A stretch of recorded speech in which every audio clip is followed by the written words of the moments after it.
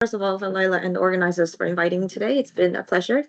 And yeah, so today I'm gonna kind of give you an overview on this project that we had with our intern Lucia.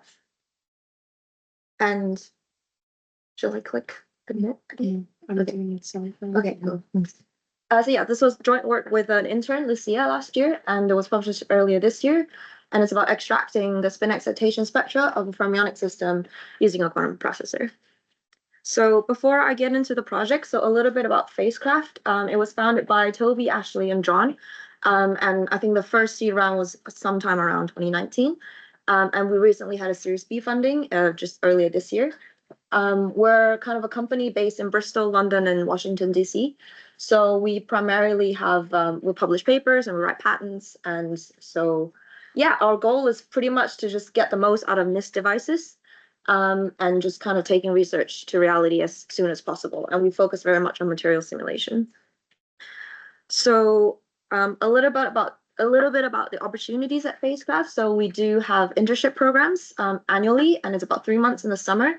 So actually, Oliver here was a former intern of ours, and we've published quite a few papers with previous interns. And yeah, we're always looking for applications. I think the next round's starting soon. For researchers as well who are a bit more senior, we also have fellowships that you can visit for some amount of time and work with us. And we also have, we're just generally always looking for people to join the team because we're currently hiring. So, okay, with that, let's discuss kind of the origin of this project. So very much, so from the beginning of last year, we were pretty much saying how much can we squeeze out of the current level, using the current level of noise on these quantum computers. So most of the time we're focusing on superconducting qubits, but we also work with, for example, Quantinuum and QERA on trapped ions and neutral atoms. So what I mean by the circuit volume is that most of the time we're focusing on a scale of 100 to 1,000 qubits.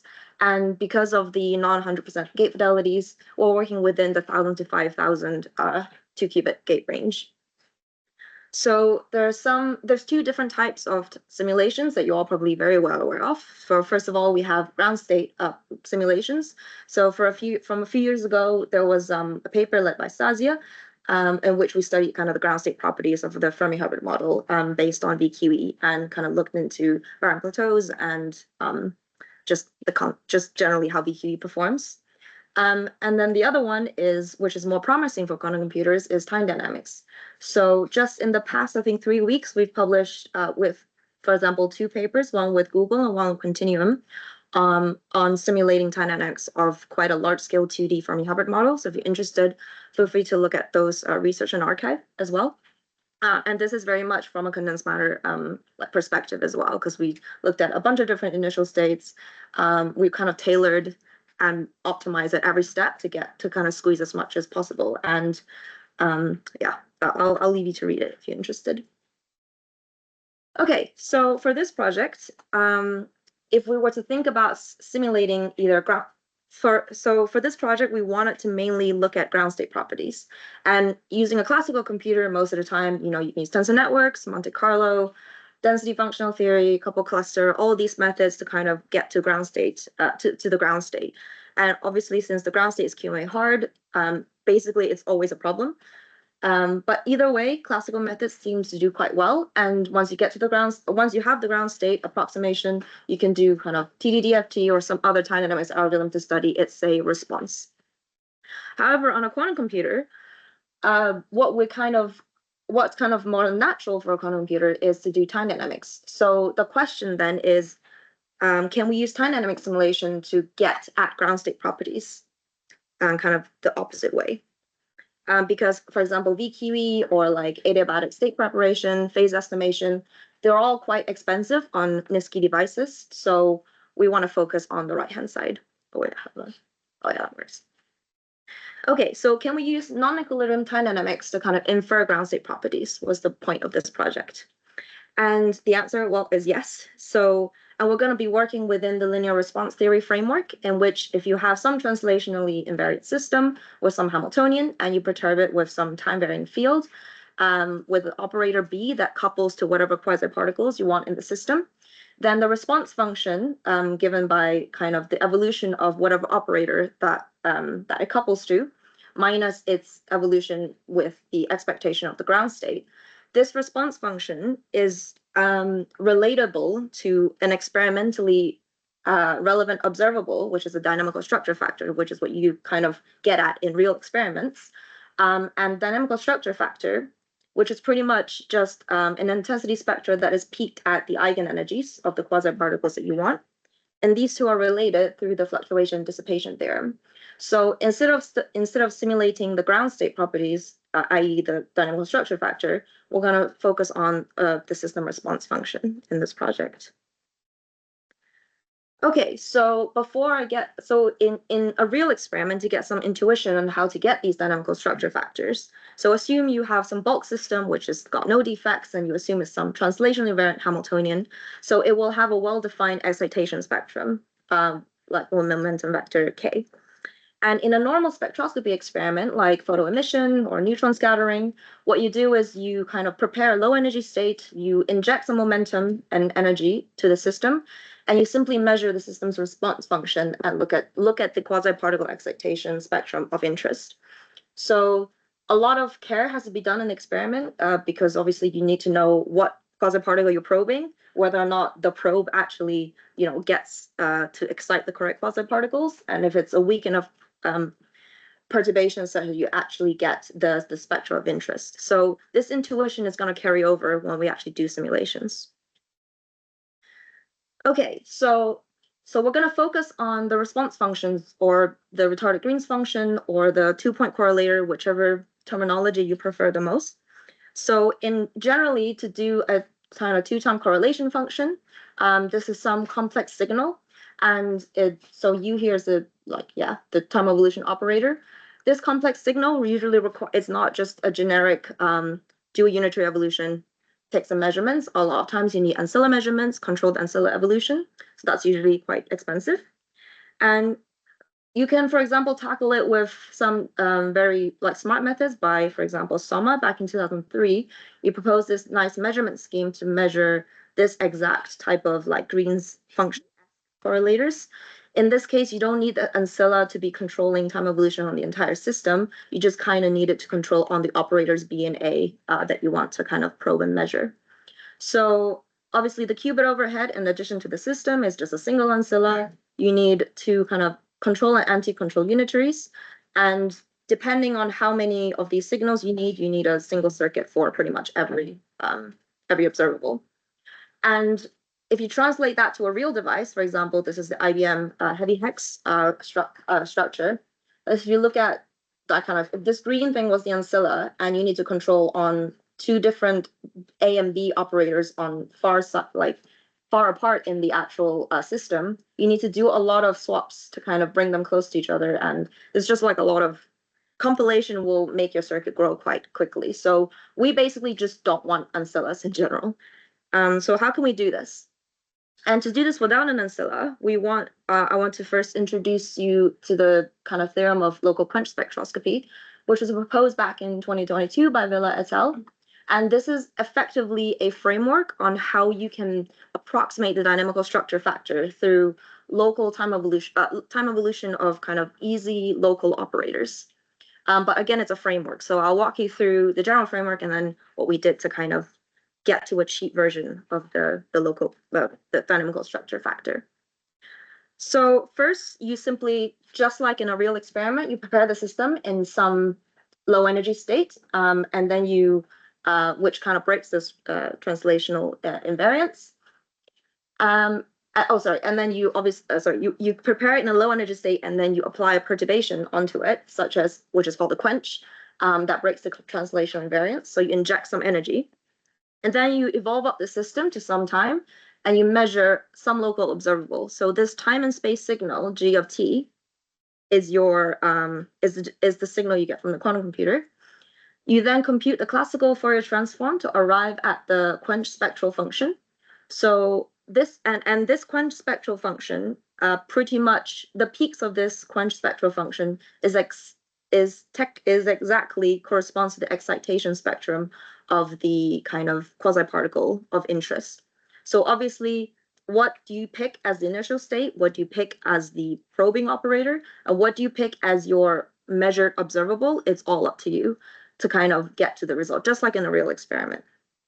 So also the quench spectral function is effectively an approximation to the dynamical structure factor. And so kind of the more general form of this object is, assuming again the translation invariant Hamiltonian, is this kind of quench spectral functions is effectively just a spectral function where the peaks are at the momentum and energy of your excitations, where n and n prime are just the excited spectrum. So for those of you who work a lot with, I guess, I don't know, Fermi's golden rule, this looks suspiciously like, transition energy levels. And you'll be right, because in the dynamical structure factor, this term should really just be the overlap of the operator with the ground state and the excited state. But here we have overlap of a bunch of different excited states. So if you quench too much, you have too noisy of a spectrum and you're not going to be able to get much out of it. So in the and yeah, so this is simply the energy spectrum you're looking for, and we just want to make sure we pick the initial state and O and the quench operator such that we actually get something that we desire as a quasi-particle. So in the limit of a weak quench, such that, so rho here, your initial state, density matrix. If you have a weak quench, you pretty much have the ground state with the zero notation mixed together with some higher excited states. And if you take the trace of, so if you take this as your quenched operator, take the time dynamics and get the observable overlap, you can see that you pretty much have an excitation spectrum and an emission spectrum, in which case you do have overlaps that look a lot like the dynamical structure factors. So the key is you need kind of a weak enough quench, which kind of, again, intuitively makes sense. To what extent does the particular operation you choose changes whether or not these things are going to have very even magnitude and amplitude, or if you're very sort of clustered to one thing or another, especially if you're measuring a local operator? Yes, but again, so yeah, that's a good question. So I guess the local operator, but this is also dependent on space and time. So you're going to get a 2D Fourier transform. And so as long as you just need to make sure that whatever you probe has support over, it doesn't matter if it's slightly like peaked or not peaked, as long as you can, I guess it depends on the signal again, but if you have a very if you have a super peaked signal, maybe in real space, you can just cut down costs by designing this properly that you maybe don't even need to measure the full system. But again, so you're just bounded by whatever Lieb-Robinson bounds. And so yeah, it depends on the signal. But very much the only criteria you have to satisfy is that is weak enough such that it's not obscured by other signals, higher energy transitions, and it's you're actually probing, you're actually exciting the quasi-particle of interest. So for our case, we're going to do spin. So we want to probe something that's got a magnetic component. If you want to probe charge, you want to kind of probe something like taking a fermion out, for example. So it really much depends on the signal of interest. Okay. Yeah, cool. Okay, so there was a lot of just random things, it felt like. So a quick summary so far, and where we're going to go is, yeah, quantum computers can do time dynamics very well. And in this linear response theory framework that we've discussed, the ground state properties, or the dynamical structure factor, which is the experimentally desired object, it can be extracted from small perturbations of time dynamic signals. Quench spectroscopy is a framework which kind of approximates this dynamical structure factor with cheap time dynamics and simple observable measurements that are effectively ancilla free, but this is a framework, so we need to make sure we work out the details. And so in our work, we focus on a fermionic system, and we want to study the spin response function of the fermionic system, where Sx here is the spin x operator, which is just it flips up to down and down to up. And we want to study how to get this kind of retarded Green's function exactly. Okay, so I'm going to tell you how we do it, I'm going to tell you why we want to do it, how we do it, and then what we did. So again, this is probably, you've probably seen this way too much, but we focus on very much a demonstration of a 1D Fermi-Hubbard model. So again, we just have a 1D chain of spin up and spin down with hopping, with intersite hopping and intrasite interaction. So the kind of spin spectrum for these Hubbard models have been studied in classical literature, mainly, for example, in Monte Carlo or DMRG techniques. But what's interesting about them is that they're these kind of dome shape, which is this is the structure factor, is very much is very sensitive to, for example, the doping levels, as well as defects. And yeah, so if the minute you start making the model more complex, like have multi-band Fermi-Hubbard or like higher dimensions, it gets quickly out of reach classically. So, and this project was very much demonstrating, can we actually even get something like this on a nascent NISQ device? So we're going to be using a very generic Jordan-Wigner encoding, which I guess I won't need to tell you too much about. It's simply just mapping this into the Pauli picture. It's one of the most popular ones. We've tried some other encodings like hybrid encodings, compact encoding, but because of the 1D nature and depending on how you align your kind of Jordan-Wigner chain, you can get away with quite a lot. So I'm happy to talk about other encodings. Okay, so going back to local quench spectroscopy and how do we do it for this fermionic system using the kind of framework. So there's a few problems that comes with applying local quench spectroscopy directly to the fermionic problem. One is that what do you pick as the quench operator? Because you need a state that is the initial ground state plus some perturbed state, and often if you pick any operation, this quench requires kind of non-unitary operations, and then you don't really want to do LCU and extra ancillas. So that's a problem.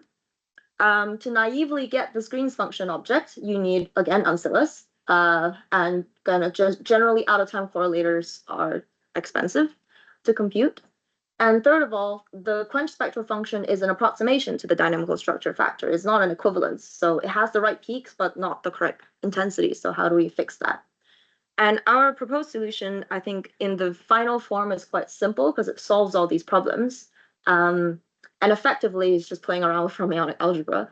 So the proposal that we have is simply to get this response function is to start from a low-lying energy state, ideally the ground state, apply the perturbing operator e to the I theta sx. So if you want, for example, the response function on sites j and k, you perturb it on site k with the spin operator. So you just do a spin flip, and you simply just do time evolution on just the spin operator.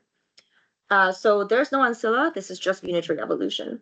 And you can show that this exactly gives you the desired spin response function signal plus an additional term. So this is actually, we made an addendum to the paper because originally there was a minor error in the paper, but thankfully it kind of worked out for the best.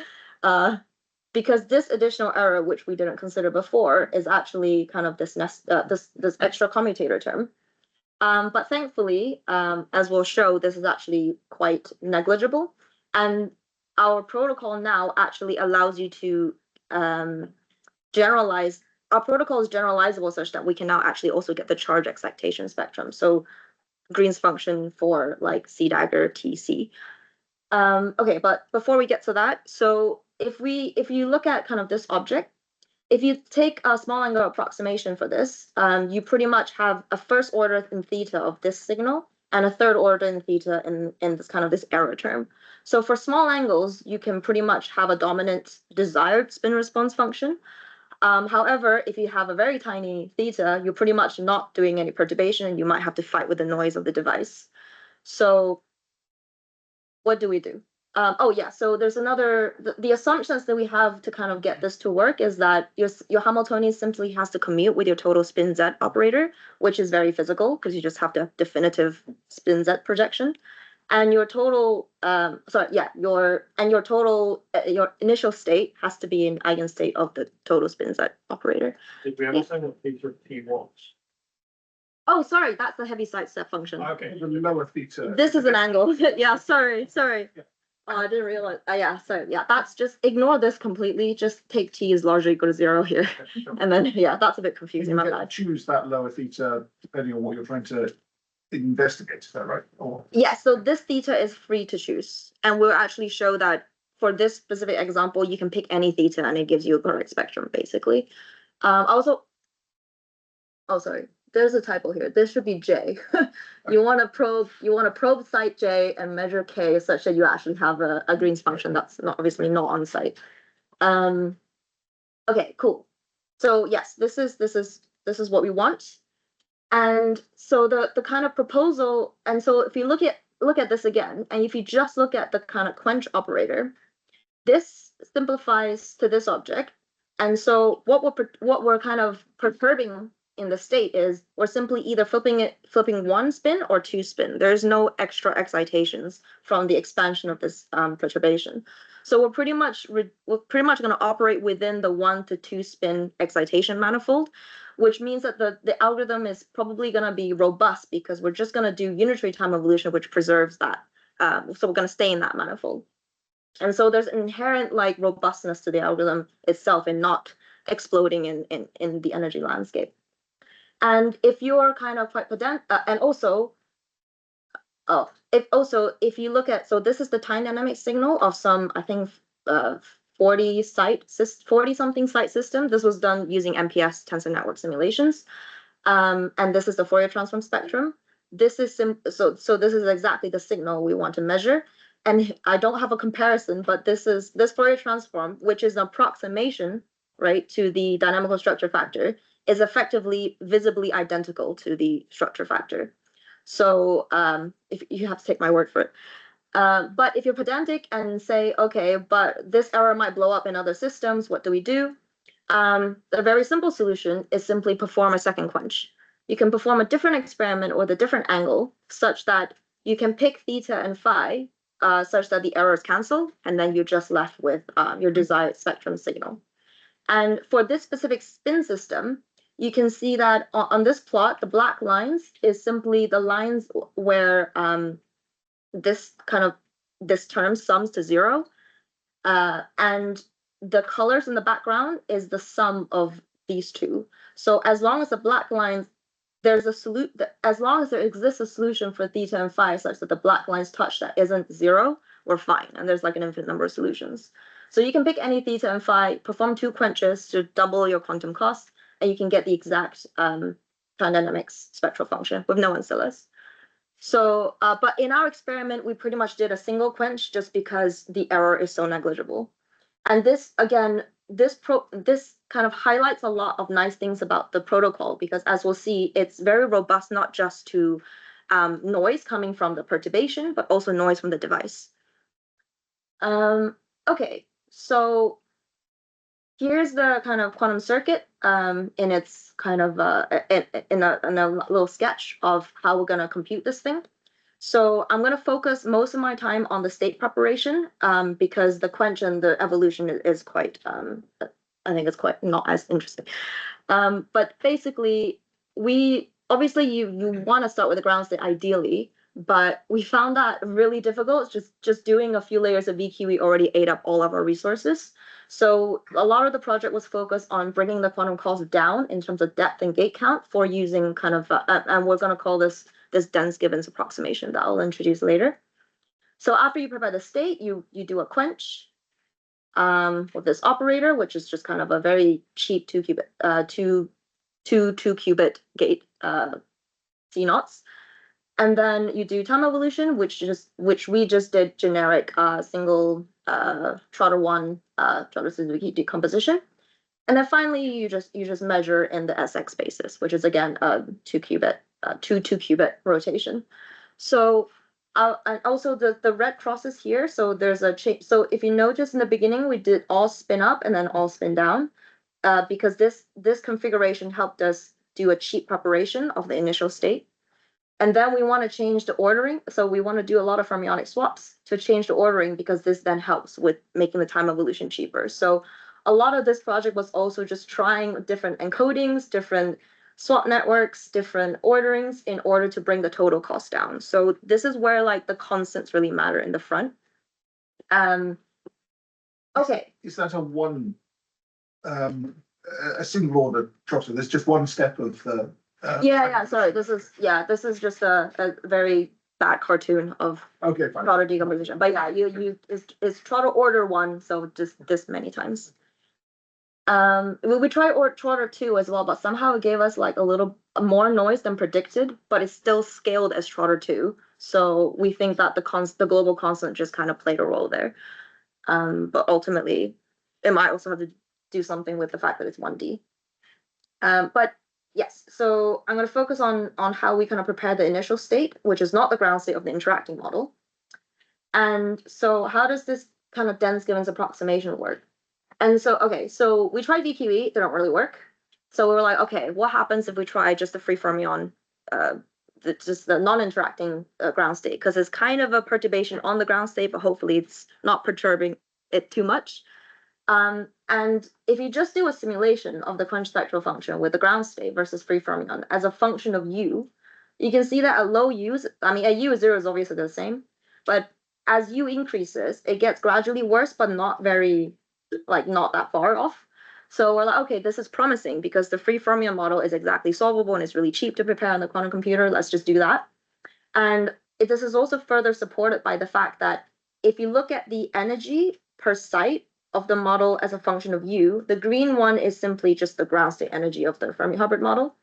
The blue one is the expectation of the interacting Hamiltonian with respect to the free fermion Hamiltonian.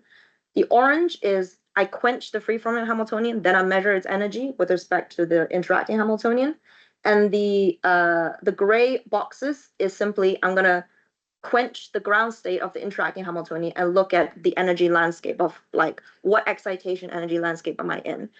And if you can see from U is 0 up to like 4-ish, the free fermion quenched starting state is actually within the same energy as the interacting ground state, like energy landscape-ish, which explains why it looks really good at low U's.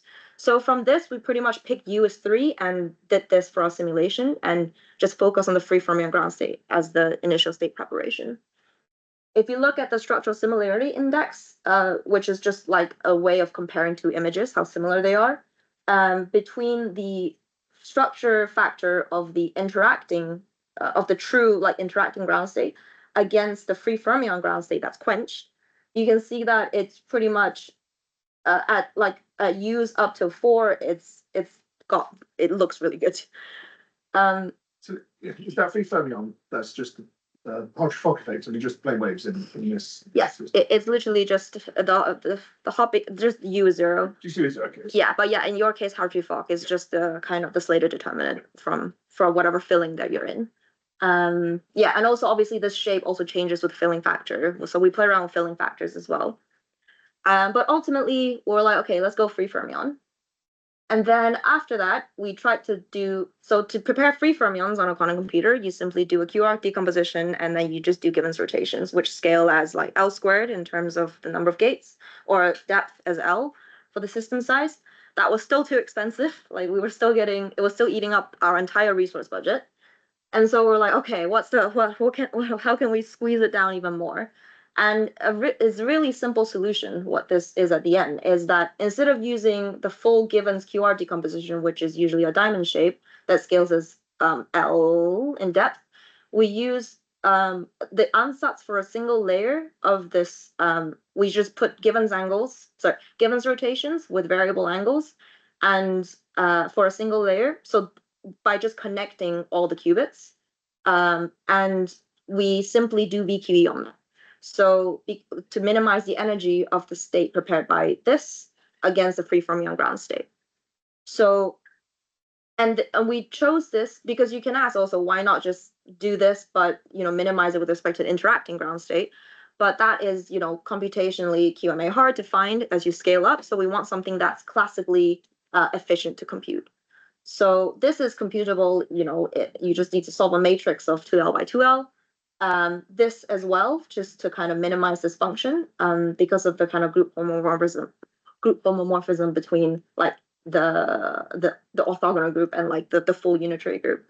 So if we just minimize this function, we can actually just prepare really cheaply on these devices a approximation to free fermion ground state. So here you can see numerical simulations of the time dynamics of just using free fermion ground state or using this kind of DGA with 2 or 3 layers. So again, the number of layers you need depends on the filling factor as well as the system size. So we did some scaling analysis, and it still scales as L in depth, but that constant really saved us on the device. So, okay, and then the Fourier transform, I mean, the signal looks really good. The structural similarity index is with respect to the interacting Hamiltonian structure factor. And also just comparing between the free fermion ground state, like state fidelity, against the DGA approximation, it is even like for this system of 15, even at like 2 layers, we have like 90, well, about 80% fidelity. And also, yeah, this also depends on the filling factor. So this really helped because we need the full quantum computer to do state prep and time evolution. So this really cut even a factor of like 2 is very important. Can I ask about that? Is there a reason I mean, if you just minimize the energy in that, rather than minimize the difference to the free fermion energy, would you not get a better starting point? We can get a better starting point. Is that just it takes longer to do that, or?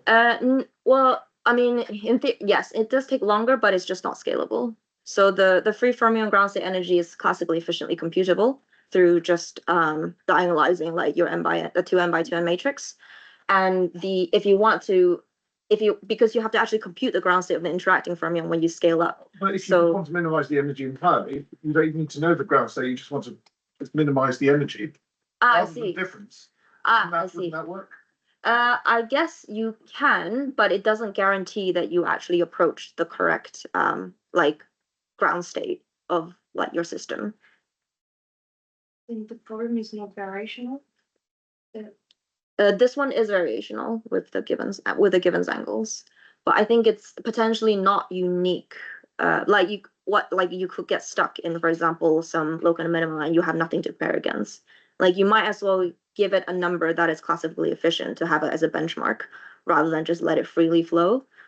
At least you know how close you are to the thing you're looking for, as opposed to whether it's good. Okay, so it's to avoid. So you know where your endpoint is, so you don't end up in the barren plateau or something in the VQE. Yeah, I guess like in this case, it's also just givens rotations, so there's potentially no barren plateaus because there's no interactions. But you like, when do you stop really? Your optimizer might just get stuck in some loop, and you think it's good enough because it hasn't changed much, and then yeah. Okay. But also like your whole landscape of minimum, when you solve that solution, might not be unique. Because I think like you can solve, because you can do like what is it called? Sorry, I lost the word. You have like an analytical equation for the givens like rotations, and then it's just like a very multivariable thing to solve for the ground state, because the givens rotation isn't, you're not using the full Hilbert space to solve your equations. I will think of the word. I keep forgetting it. It's not backpropagation, that's machine learning. Yeah, okay, sorry. I'll answer that as well. But yes, what was I saying? Yes, so this is kind of consolidating now all of the methods that we have. So we're just going to compare against, like tensor network simulations using the ground state, using the free fermion state, and using this kind of DGA approximation with 3 layers. Oh, I don't know why that. Yeah, with 3 layers, but this is now like looking at Trotter kind of error. And big T, this is just the total evolution time. We kind of did 0 padding as well when we get the spectrum. That's why you see good resolution, because T up till like 5 and 3 usually don't give you good enough resolution, but the signal is quite small after some time, and like it decays to a point where 0 padding makes it better. And unfortunately, U is 3, which is what we did, isn't here, but it's something in between here. But if you look at just using DGA, you can still see this kind of the generic cusp, which is what we're going to be looking for in the experiment. So the red is just showing you where the maximum intensity peak is just for your eyes. Okay, so a bit of the word on noise mitigation. This project was pretty much, we pretty much didn't do any noise mitigation, in the sense that there are when we ran stuff on IBM, they have some kind of most general noise mitigation techniques that we didn't have to do anything that's tailored to this problem, and this highlights the robustness of the algorithm pretty much because so what actually was included is, first of all, is kind of the dynamical decoupling. So we just use the basic XX sequence in which, if your kind of wave vector starts to dephase, you apply like a pulse, and then the dephasing like anti-dephases back in itself. So this is just applying pulses when the system is idle. We also implement like polytorning or randomized compiling, which is simply a method where you add in kind of single Clifford gates, and then to not change the logic of your circuit. But if you kind of randomly sample from the Clifford group and average over all these instances, you turn your coherent noise into kind of poly noise, and that becomes very it very much looks like a global depolarizing noise. So that's also very like basic and is already implemented in IBM's internal system. And finally, just simply post-selecting on particle number because we know we have conservation of that. Okay, so here's the hardware results on the IBM Fez for a system of 13 and 15. So maximum we have about 30 qubits, and the gate count is an order of like thousands. So again, I want to emphasize there is basically no error mitigation tailored to this problem, just using generic post-selection and other stuff, and the stuff we discussed. So if you and you can see that pretty much which one is experiment? Yeah, so the structural similarity index is very high. You can see that you can pretty much see all the peaks that you want to see in the real experiment compared to the simulation. And so these plots are prepared using just the shots in orange. You can actually see that there's a lot of leakage into the other number particle sector. And what's interesting is that if we actually use all of the shots, you can still reconstruct the spectrum quite well. And so in the paper, we have an appendix which kind of discusses this, but I'm happy to talk about it as well. Effectively, if you just apply a simple bit flip error map onto your channel with some like epsilon, you can see that this bit flip error map, when you trace over the operator that we care about, which is SX, that object looks kind of like a Cooper pair, like double creation, double annihilation operator, which has a trace of 0 basically, because we have conservation of particle numbers. So the errors, if we had some bit flip map, the results of that trace on the operator we measure is very tiny, which means that which is why we could have actually used all of these shots and gotten a similar plot, which is quite nice. Again, demonstrating the robustness of the quench spectroscopy protocol tailored to the spin system. Okay, so a little bit more putting this work context in like a greater, like the larger literature. So we have, obviously, we're not gunning for quantum advantage. We're gunning for what is the most simple thing you can just throw at the device with very little like thought to it and get something that's physically relevant. Physically relevant being we actually simulated the Green's function object without an ancilla. Now, if you compare to like other, huge like big group works, for example, like Continuum, IBM, and Google, and I've included these were published like in the last month, I think, Google with their out of time correlator, out of time ordered correlation study, which is kind of like averaging over, like they study the Heisenberg picture of Pauli strings propagating, and it's not really a Green's function, but it's still kind of out of time ordered, so that's quite interesting. But again, this was a demonstration of kind of these strings super like going through time and then superposing again to kind of demonstrate the fidelity and the goodness of the device. And then Continuum also has published a paper recently on looking at kind of superconductivity in like the Fermi-Hubbard model. They were also looking at equal time correlators, right? They were looking at, for example, I think it was just SZ correlations. And actually, I should have added in the very beginning, I had 2 papers from Phasecraft for time dynamics. We're also doing Fermi-Hubbard on par with, for example, Continuum, about 6. I think the large was 6x6 on Google and 4x7 on Continuum. So I won't talk about that, but in case you're interested. And I want to mention that these methods with the asterisks, they have very sophisticated error mitigation techniques, and it was very much tailored to the problem at hand. which we didn't use. Okay, cool. So that pretty much brings me to the highlights and conclusion. So again, the Fermi-Hubbard model we study here was mainly towards the facilitation of the study of magnetic excitations, because obviously these have a wide range of applications in, for example, the nascent high temperature superconductivity in cuprates. In a one-line summary, this project simply extended the quench spectroscopy protocol to fermionic systems, and it was just a lot of careful circuit optimization and very, very simple error mitigation. So there's and this provided an end-to-end demonstration of a non-trivial low energy inertial state prep and dynamics on a NISQ device. And yeah, that's pretty much it.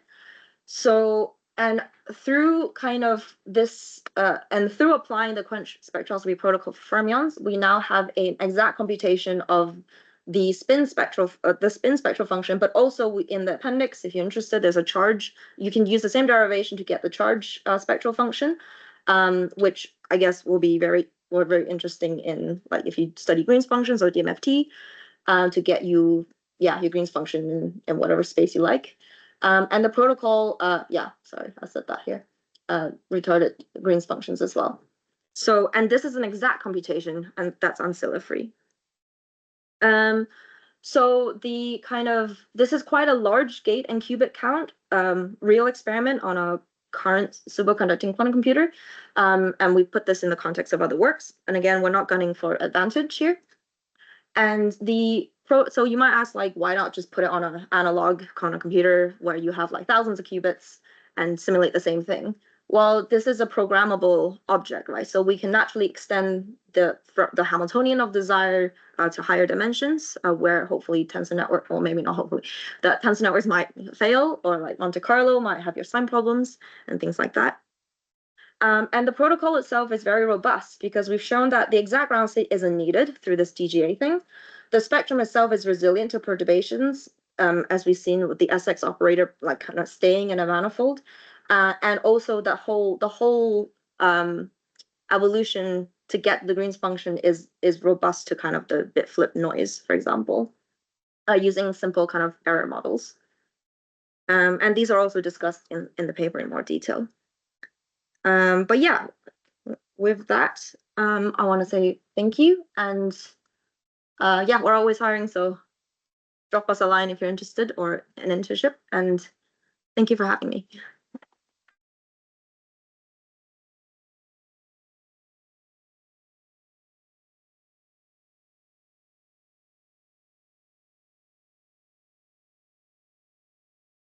With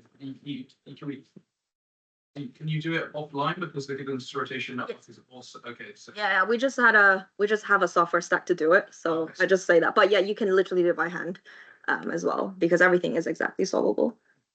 But yeah. Could you go back to the slide where you had the two like angles and you were going to subtract things to cancel them out?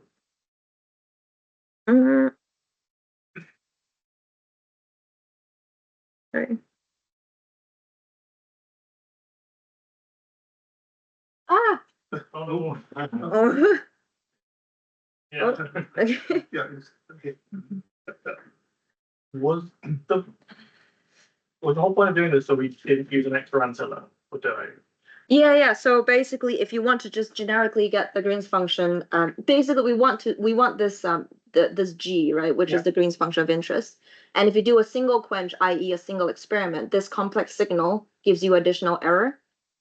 And so if you do a double quench and simply sum the two signals, you can cancel that out and get the desired, sorry, that's the error. So the desired. It was to just avoid running things twice to avoid one extra ancilla? We didn't actually run everything twice because it's robust, but effectively, if you want to even clear a signal, yes, you can run it twice and then avoid the ancilla control, because ancilla means if you have an ancilla, I guarantee we're gonna have a much noisier like the compilation would just have get the depth like out of scope for the noise levels that we were able to handle. Okay. Thank you.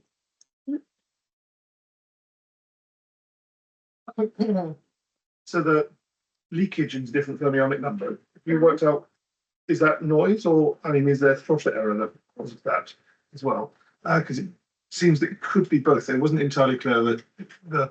Yes, so definitely throttle error does play a role, and I think let's see, I can go to the paper. So I think in the paper, right, so when you have leakage into the like other number sectors, so throttle error is still gonna preserve your like unitary evolution, right? Is not supposed by itself to leak into other particles. Yep. So, but it will it definitely participates in like getting device noise, but in terms of leakage into this and using that to reconstruct the spectrum, I think it's in the appendix somewhere. Where did I put it?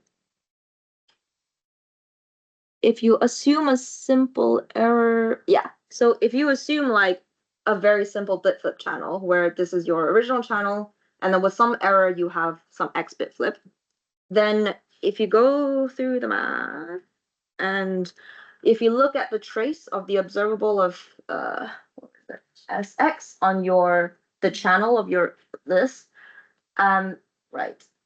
This effectively is just like a damping factor because the additional term coming from this, the trace of that gives you the expectation of fermionic operator that is double creation and double annihilation. So that takes you out of your particle space. Yeah. And so the noise when you do have leakage shouldn't affect the signal too much, that you can still add those back into your signal to get like a dampened version of it, for example. So by resilience, I mean not related to Trotter, but just simply saying that the effect of bit flipping gives you an expectation that's expected to be small. And also there's also resilience. There's like some more study in the appendix. We're interested in this protocol, how it's, if you just look at the Green's function from the lemon representation and look at like what possible k vectors can you actually excite with your quench operator, it's actually just like a renormalization of the free fermion Fermi surface. So even like the spectroscopic signal itself is quite robust to like everything, which was very lucky, because this all helped a lot on getting the actual result. Because I think I don't have a picture, but in the very beginning, our very first run, I think, was even with the free fermion solution, we had like, it was just like absolute noise. So we really needed the DGA to kind of make sure that it all still works. But yeah. Is your quench operator particle conserving? Particle conserving, yes, but it's just is a spin flip. Yeah. Okay. So yeah. And I was still interested in the fact that the particle number plots, they seem to peak like in the wrong place. Yeah, so exactly. So I think this is probably, we never really characterized the device noise, but I think from a purely like probabilistic point of view, it really should be centered around here. So I think there's some potential device drift. If you just have like it kind of makes sense that out of all the errors that can happen, the like say n bits, the number of places it can flip, like n choose k flips, it should peak at like n choose n and a half, right? So depending on your filling, take that plus take the total number of bits and then halve it, and then take that n choose k. That should be about where it should land if you have no drift, but I think there might be a drift. Okay. So, but we never really looked at the we never really characterized the device noise. That sense. I think you mentioned that you can get away with Jordan Big now because it's a 1D system. Is that just because of the way you choose to label your qubits, essentially? Yeah. Swap operations happening. Yeah, so because we have just a 1D chain and nearest neighbor hopping, it's nearest neighbor hopping as well. If we had like next nearest neighbor, that would be a problem. So for nearest neighbor, if you just put them all on a line, then you basically have no Z strings. Okay. But if you look at the circuit, we had that configuration to start with, but then we had like up, down, up, down, up, down. then we needed to do the swap networks to kind of get rid of the extra Z strings that come out. So we played around with, what if we did have a swap network, but just changed up the order of this. And there was like a lot of permutations of this. And this is simply the permutation on that device that, because we also had like only a line of qubits that worked very well. The rest was like broken. So it was like a fight between compilation and yeah, how to fit it really. But yeah.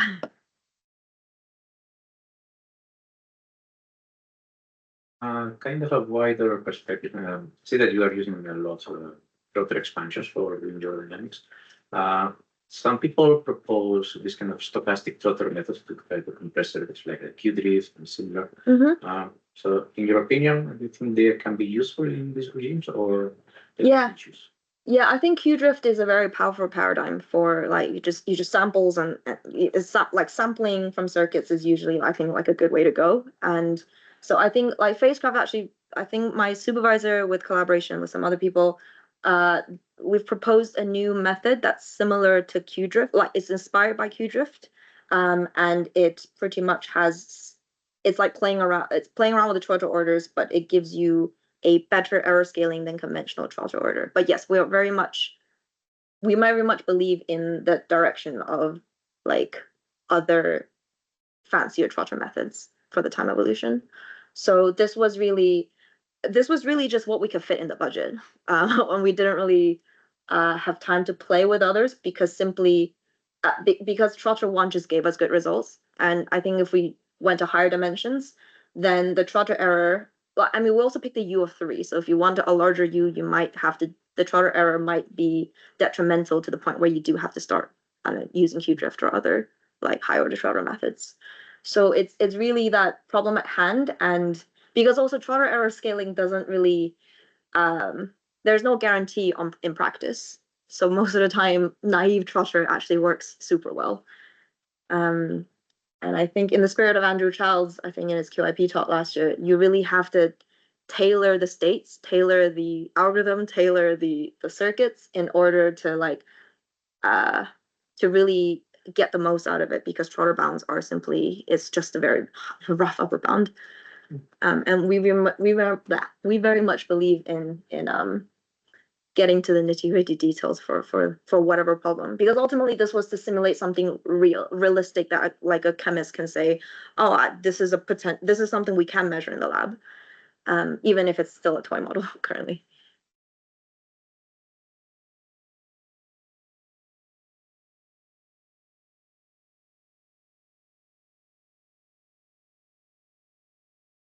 Thanks, Sabrina.